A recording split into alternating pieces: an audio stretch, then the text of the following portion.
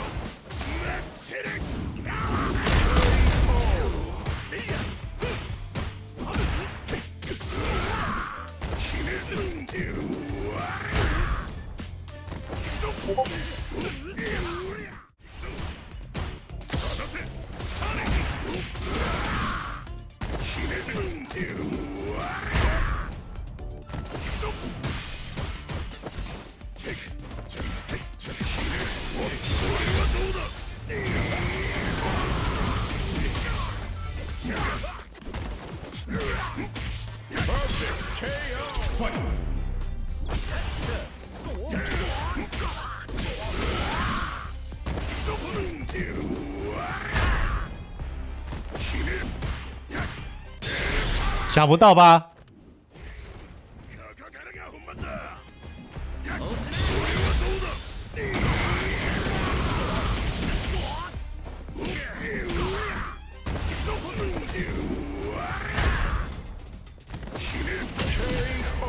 对啊，昨天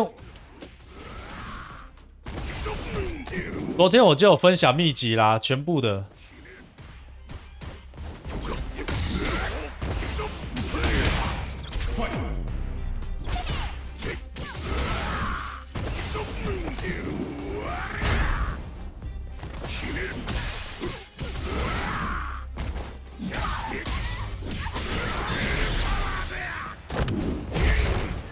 那从实践上的影片，大家应该已经看出来，这就是一个压起身的西伯利亚火车。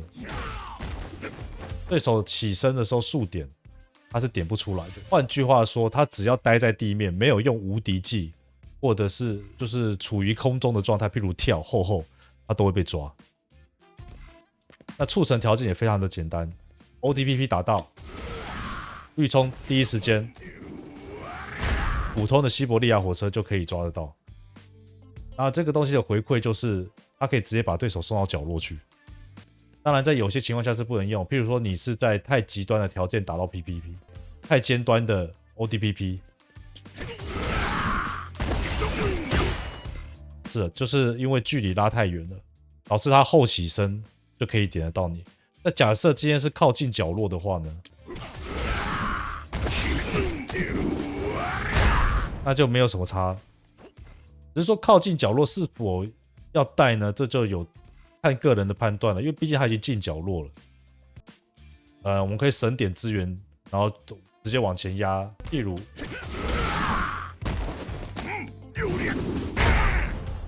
这样就可以了。所以在角落是否需要西伯利亚呢？这个就看个人的目的。那还有一种压起身呢，就是利用水平掌。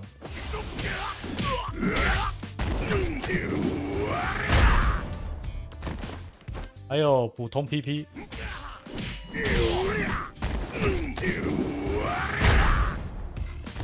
但是这个都需要有靠近板边才可以完成，因为在正常的情况下呢，往往对手都会后起身，那距离就不够了。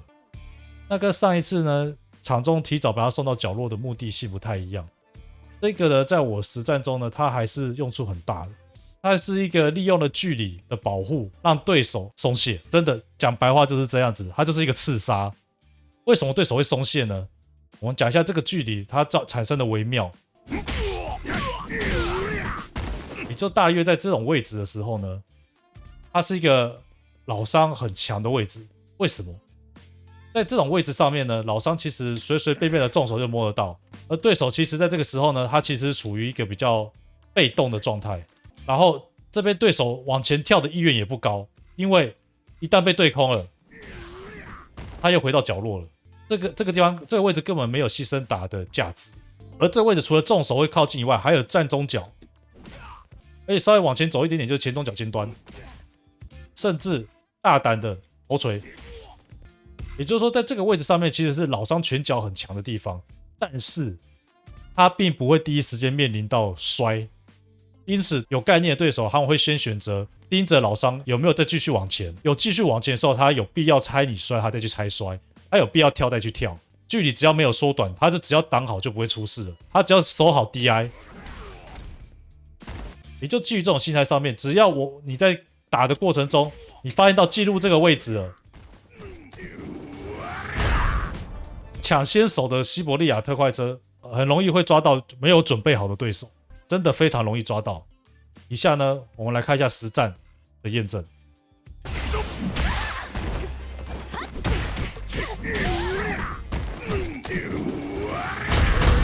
暗杀术。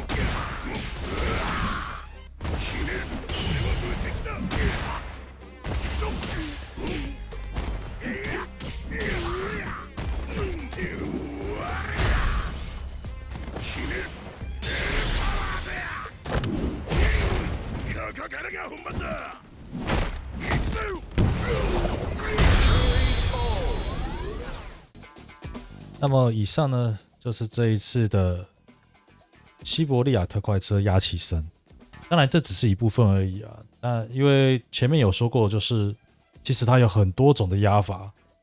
那这次呢，我们先挑出来其中我觉得实战最容易可以发生的一些压起身方法。而且刚刚看了实践，其实效果也挺不错的。那之后呢，会陆陆续续的再发一些其他的关于西伯利亚的东西。接下来我还是会继续去实践，如果我觉得不错的，我就会继续分享。那如果发现到我还没有贴出来呢，不是它不好用，就是我觉得素材很难凑成。那这次的影片先到这里咯，谢谢各位。影片结束咯，谢谢你看我的影片，希望你还喜欢，下次见咯。